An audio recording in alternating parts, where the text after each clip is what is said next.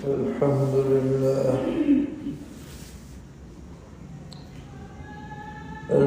لله نحمده ونستعينه ونستغفره ونؤمن به ونتوكل عليه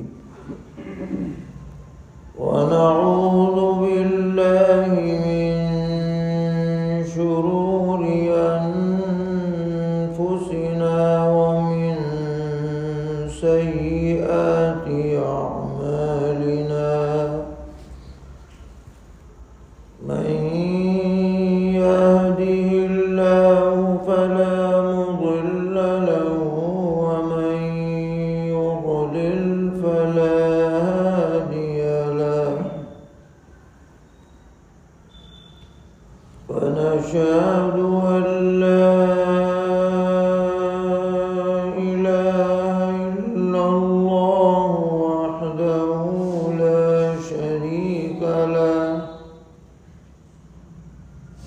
ونشهد أن سيدنا ومولانا محمدًا عبده ورسوله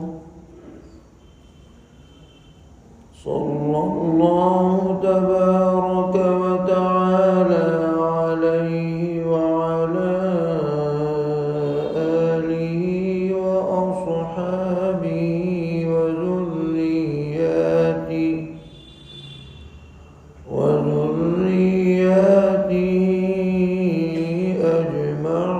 أجمعين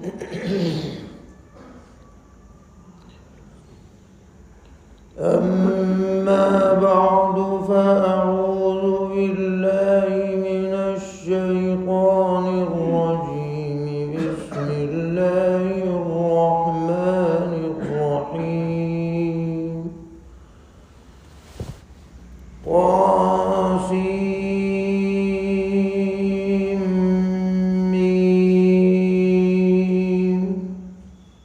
تلك آيات الكتاب المبين نتلو عليك من نبأ موسى وفرعون بالحق لقوم يؤمنون إن فرعون علا في الأرض وجعل أهلها شيعا يستضعف طائفة منهم يذبح أبناءهم ويستحيي نساءهم إنه كان من المفسدين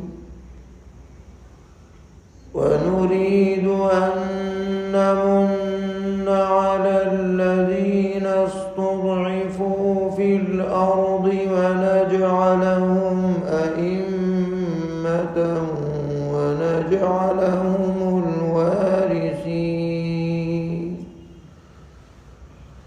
ونمكن لهم في الأرض ونري فرعون وهامان وجنودهما منهم ما كانوا يحذرون صدق الله مولانا العلي العظيم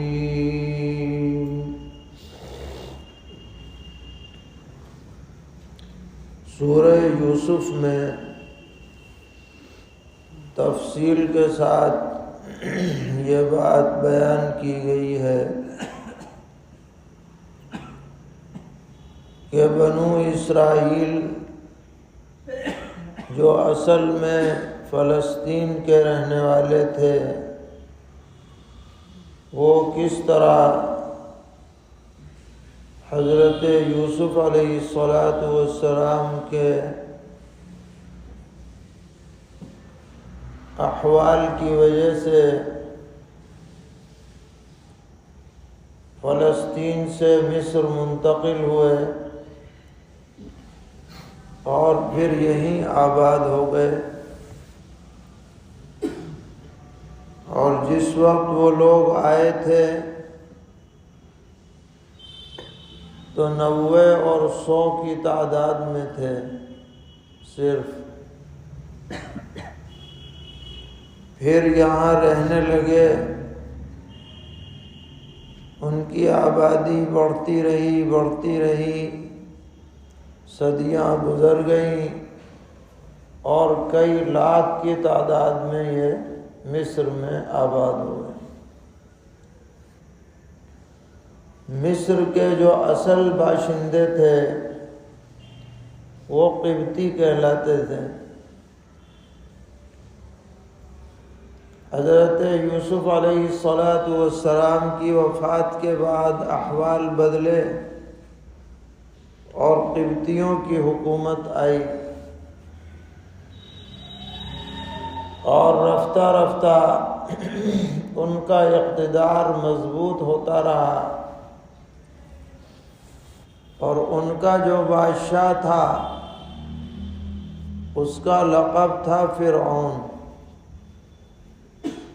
فرعون کسی ایک آدمی کا نام نہیں ہے، بلکہ یہ مصر کے بادشاہوں کا اس وقت لقب ہوتا تھا فرعون۔ اور اس کا ترجمہ یہ ہے ان کی زبان میں کہ بڑا وسیع گھر۔ تو چونکہ بادشاہ کے لیے محل بنایا جاتا تھا یا بنا ہوا ہوگا جس میں وہ رہتا تھا، تو اسی لیے اس کا نام فرعون، لقب فرعون ہوا کرتا تھا۔ جیسے فارس کے بادشاہ کا لقب کسریٰ تھا، رومیوں کے بادشاہ کا لقب قیصر تھا، چین کے بادشاہ کا لقب خاقان تھا اس دور میں، یمن کے بادشاہ کا ابرہہ تھا۔ ایسے ہی مصر میں جو بادشاہ قبطیوں کے ہوتے تھے اس کو فرعون کہتے تھے۔ تو یہ فرعون پے در پہ آتے رہے اور انہوں نے ایک مرحلے پر آ کر بنی اسرائیلیوں کو اپنا غلام بنا لیا، بالکل نمبر 2 درجے کا شہری بنا لیا۔ ان کی عورتیں ان کے گھروں میں صفائی ستھرائی کا کام کرتی تھیں، جھاڑو پونچھے کا، اور بنی اسرائیل کے مرد ان کے کھیتوں میں باغات میں مزدوری کیا کرتے تھے، اور یہ اپنا ٹھاٹ سے کھاتے تھے پورے قبطی، اور فرعون ان کی سرپرستی کرتا تھا۔ تو ایک فرعون ہے جس کا اصل نام تھا ولید ابن مصعب۔ اس نے خواب دیکھا، ڈراؤنا خواب دیکھا اس نے۔ اس کی تعبیر اس نے جب اپنے کاہنوں سے پوچھی، درباریوں سے، کہ اس کی کیا تعبیر ہے، درباریوں نے بتایا کہ اس کی تعبیر یہ ہے کہ بنی اسرائیلیوں میں ایک لڑکا پیدا ہونے والا ہے جو تیری حکومت کا تیا پانچا کر دے گا۔ تو جو اقتدار والا آدمی ہوتا ہے اس کو سب سے زیادہ فکر اپنے اقتدار کی بقا کی ہوتی ہے۔ کرسی سے وہ چپٹا رہنا چاہتا ہے، اور اگر اسے ذرا بھی شبہ ہو جائے کہ کوئی مجھے ہٹانا چاہ رہا ہے، بس وہ دیوانہ پاگل ہو جاتا ہے۔ تو یہ جو فرعون تھا جس کا نام ولید تھا، یہ بھی آپے سے باہر ہو گیا۔ اس نے کہا اچھا ان غلاموں کی یہ اوقات، کہ میری کرسی کو چھین لیں، میں کروں گا ان کا علاج۔ اور اس نے علاج یہ کیا کہ پورے حکومت میں آرڈر جاری کر دیا خفیہ ایجنسی کو اور پولیس کو کہ تلاشی لی جائے، اور جہاں بھی ان کے ہاں کوئی لڑکا پیدا ہو بنی اسرائیلیوں کے ہاں، اسے فوراً ذبح کر دیا جائے۔ اب مخبر اور جاسوس تو ہر معاشرے میں رہتے ہی ہیں۔ جس گھر میں پیدائش کا معاملہ ہو پتہ چلتا، اور پیدائش ہوتی بس جلاد چھری لے لے کے پہنچ جاتے، اور اگر وہ لڑکا ہوتا تو اس کو ذبح کر دیتے۔ نہ جانے کتنے معصوموں کو اس خبیث نے ذبح کروا دیا۔ اور لڑکی ہو تو کچھ نہیں، لڑکی ہو تو چھوڑ دیں، کیونکہ لڑکی کے بارے میں کوئی خطرے کی بات نہیں تھی کہ یہ تو بڑی ہوگی تو ہماری خادمہ بنے گی، گھر کا کام کاج کرے گی، باندھی بنے گی۔ لڑکوں کو مروایا۔ اب اس طرح اس نے لڑکوں کا جب قتل عام شروع کیا اور کچھ عرصہ ہو گیا اور ہزاروں بچوں کو اس نے شہید کر ڈالا، تو جو قبطی لوگ تھے ان کو بھی یہ خطرہ نظر آنے لگا کہ اگر ان کے ہاں بچے زندہ ہی نہیں رہیں گے اور لڑکے رہیں گے ہی نہیں تو ہمارا کام کاج کون کرے گا؟ کھیت کون دیکھے گا؟ باغ کون دیکھے گا؟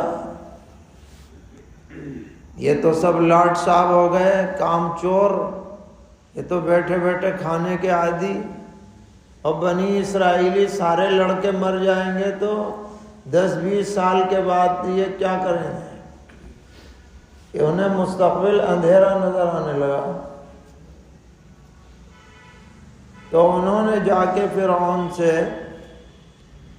صورتحال بتلائی کہ جی آپ نے یہ سب لڑکے مروا رکھے ہیں، سارے مر گئے تو ہمارا کیا ہو؟ فرعون کی بھی بات سمجھ میں آئی۔ تو احمق اتنا بڑا تھا کہ اس نے آرڈر اب بدل دیا اور یہ کہا کہ 1 سال جتنے لڑکے پیدا ہونے تو چھوڑ دو، اور اگلے سال جو ہوں انہیں مار دو۔ اب دماغ میں خلل تھا کہ نہیں کہ جب یہی خطرہ ہے کہ لڑکا پیدا ہوگا جس کی وجہ سے تیری حکومت جائے گی، تو جس سال تو چھوڑ آئے کہیں اسی میں نہ پیدا ہو جائے تو مارنے کا فائدہ کیا ہے؟ مگر عقل پہ پردے پڑے۔ اب آرڈر یہ ہو گیا کہ 1 سال جو لڑکے پیدا ہوں انہیں تو مار دو، اور جو 1 سال ہوں انہیں چھوڑ دو۔ اب اللہ تعالیٰ کی تدبیر دیکھیے، اللہ تعالیٰ کی تدبیر دیکھیے کہ اگر اللہ تعالیٰ چاہتے تو حضرت موسیٰ علیہ السلام جن کے ذریعے سے اس کا بیڑا غرق ہونا ہے ان کو اس سال پیدا فرماتے جب لڑکوں کو چھوڑا جا رہا تھا۔ اللہ تعالیٰ کر سکتے تھے یا نہیں؟ لیکن اللہ تعالیٰ نے ایسا نہیں کیا تاکہ اس کی تدبیر کو فیل کیا جائے پوری طرح۔ جس سال چھوٹ ملی ہوئی تھی اس سال تو حضرت ہارون علیہ السلام پیدا ہوئے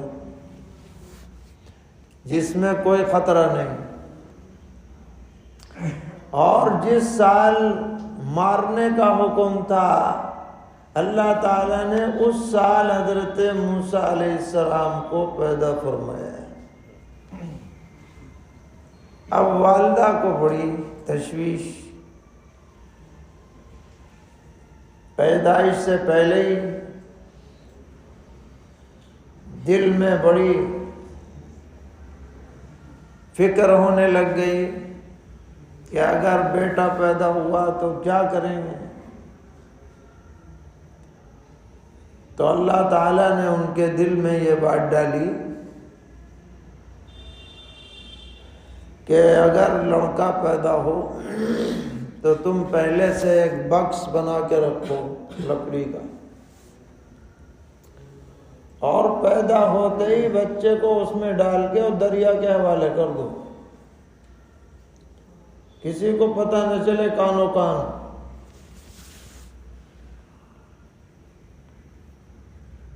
چنانچہ والدہ صاحبہ نے ایسے ہی کیا. پیدائش ہوتے ہی ڈبہ بنا ہوا تیار تھا، اس میں حضرت موسیٰ علیہ السلام کو رکھ کر اور دریائے نیل میں ڈالنے کا انتظام کر دیا. دریائے نیل کی ایک نہر کٹ کر کے فرعون کے محل سے ہو کر گزرتی تھی. جب یہ بکس ڈالا گیا تو حضرت موسیٰ علیہ السلام کی ایک بہن تھی بڑی سمجھدار، وہ دور سے دیکھ رہی تھی کہ کہاں جاتا ہے. بہرحال تھا تو بھائی ہی، دلی تعلق ہے، کیسے چھوڑ دیں. اب وہ بہتے بہتے وہ صندوق اس نہر کی طرف چل پڑا جو فرعون کے محل سے ہو کے گزرتی ہے. اب یہ صندوق بہتا ہوا جا رہا ہے، وہاں کچھ خادمائیں تھیں کنارے پر، ان کی نظر پڑی کہ صندوق بہتا ہوا آ رہا ہے، پتہ نہیں کیا اس میں خزانہ ہے، کیا ہے. چنانچہ وہ انہوں نے اٹھا لیا، تھا بند. تو یہ ہوا کہ بھئی اگر ہم نے کھول لیا تو ہم پہ الزام لگے گا کہ اس میں کیا چیز تھی، تم نے کھول لی، چلو رانی صاحبہ کے پاس لے چلے.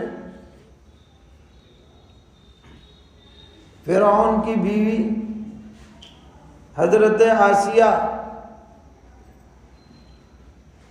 رضی اللہ عنہا ان کے پاس لے کے گئیں، وہ سب خادمہ ہیں.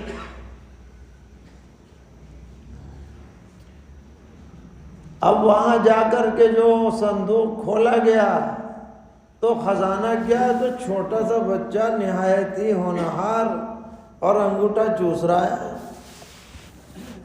دیکھ کے سب حیران.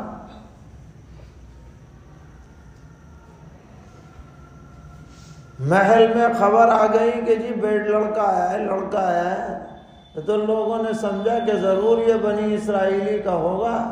آ گئے لوگ چھری لے لے کے، ذبح کرو اسے. لیکن حضرت آسیہ آڑے آ گئیں کہ یہ چھوٹا بچہ ہے، اس کا کیا قصور ہے، ہم اس کو اپنا بیٹا بنائیں گے. تو فرعون بھی ان کی بات ماننے پہ مجبور ہو گیا. اوروں کو تو منع بھی کر دے، بیگم کو کیسے منع کرے. اور یہ ہوا کہ بھئی اس کو رکھ لو. اب چھوٹا بچہ ہے.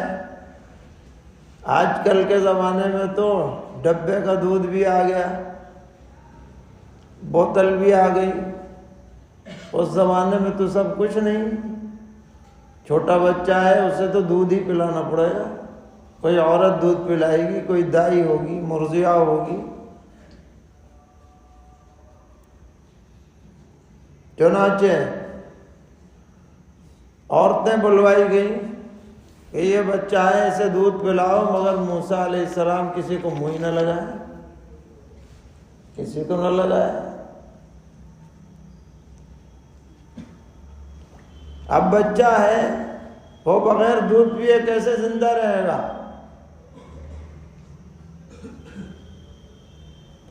تو یہ جو بہن تھی یہ بھی کسی طرح وہاں پہنچ گئی۔ انہوں نے کہا کہ ہم ایک عورت کو جانتے ہیں، وہ بڑا اچھا دودھ پلاتی،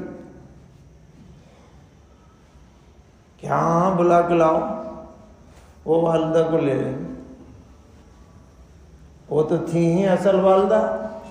بس موسیٰ علیہ السلام نے فوراً دودھ پینا شروع کر دیا۔ بڑی خوشی ہو گئی کہ بھئی واہ، پینا شروع کر دیا۔ حضرت آسیہ نے فرمایا کہ تم یہیں رہو، اسے دودھ پلایا کرو یہاں، ہم سب تمہاری کفالت کریں گے۔ کہ نہیں، میرا اور بھی بچہ ہے، چھوٹا بچہ ہے، میں گھر چھوڑ کے کیسے رہوں؟ اب مجبوری ہو گئی، دوسری عورتوں کا دودھ نہیں پی رہے، ان کا پی رہے ہیں تو یہ یہاں رہ نہیں رہی، لہذا بادل ناخواستہ اجازت دینی پڑی کہ اچھا لے جاؤ، گھر ہی پلاتی رہو، ہمیں دکھاتی لاتے رہنا کبھی کبھی۔ اب دیکھیے اللہ تعالیٰ نے کیسا انتظام فرمایا ہے۔ جس بچے کو قتل کرنے کے لیے ہزاروں کو قتل کروایا، اللہ تعالیٰ نے اس کی پرورش کا خود فرعون کے ذریعے انتظام فرما دیا۔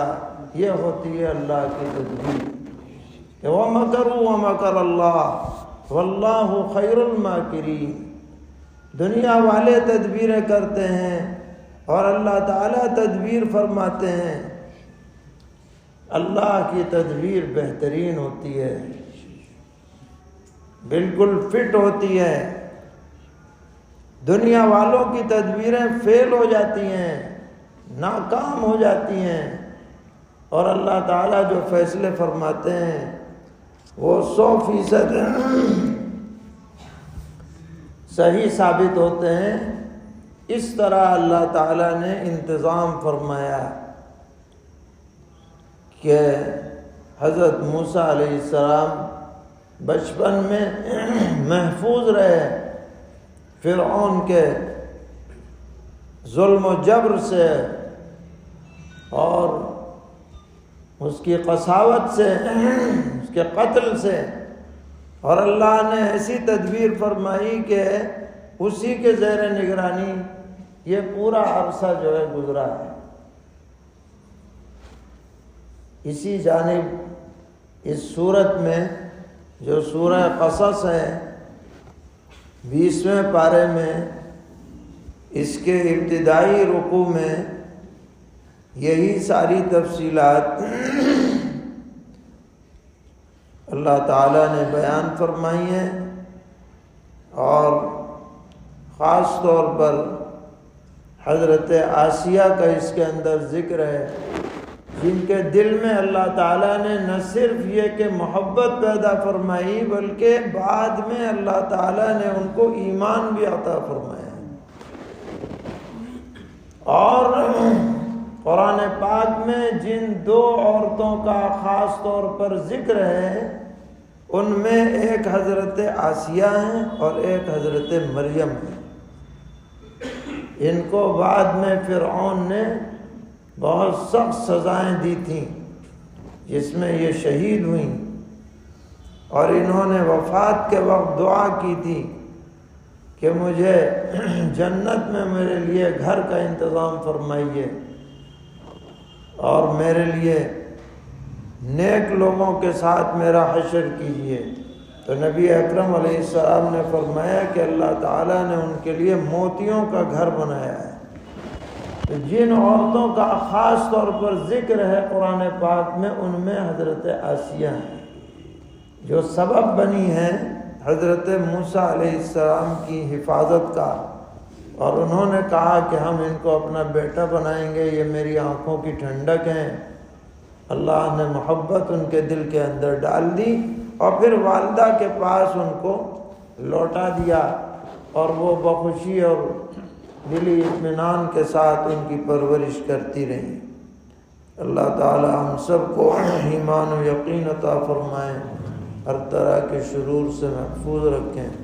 وصلی اللہ تعالی علی خیر خلقہ محمد وعلی آلہ واصحابہ وذریاتہ اجمعین.